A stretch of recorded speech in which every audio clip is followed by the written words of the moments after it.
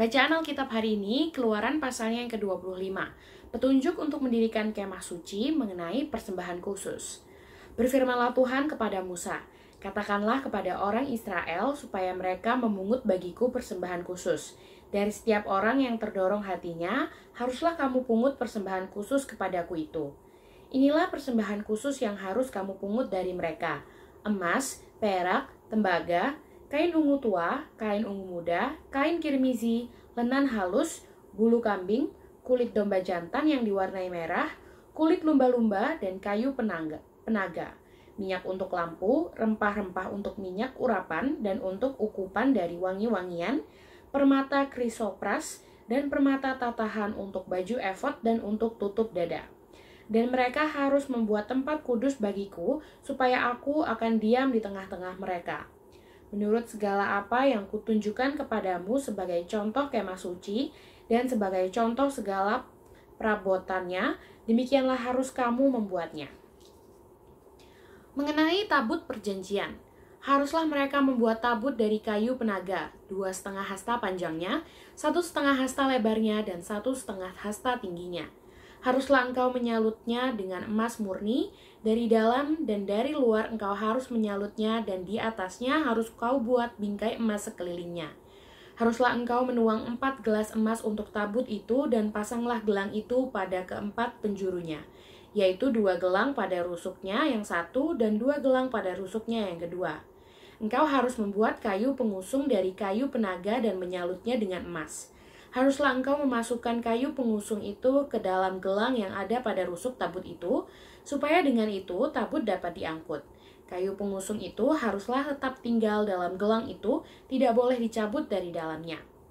Dalam tabut itu haruslah kau taruh loh hukum yang akan kuberikan kepadamu.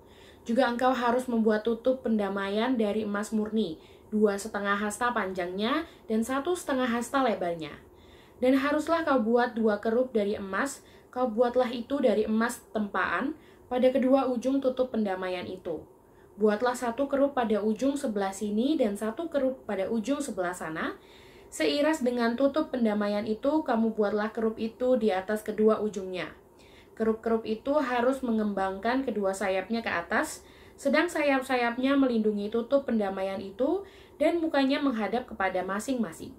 Kepada tutup pendamaian itulah harus menghadap muka kerup-kerup itu.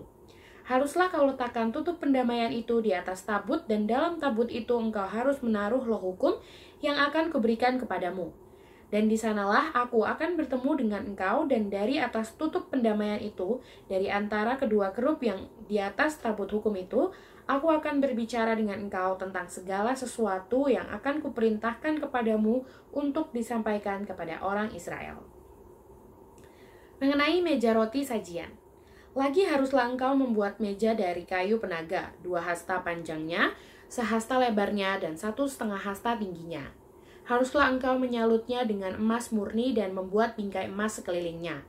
Haruslah engkau membuat sekelilingnya jalur pinggir yang setapak tangan lebarnya, dan kau buatlah bingkai emas sekeliling jalur pinggirnya itu. Haruslah engkau membuat untuk meja itu 4 gelang emas, dan kau pasanglah gelang-gelang itu di keempat penjurunya pada keempat kakinya. Gelang itu haruslah dekat ke jalur pinggirnya sebagai tempat memasukkan kayu pengusung, supaya meja itu dapat diangkut. Haruslah engkau membuat kayu pengusung itu dari kayu penaga dan menyalutnya dengan emas, dan dengan itulah meja harus diangkut.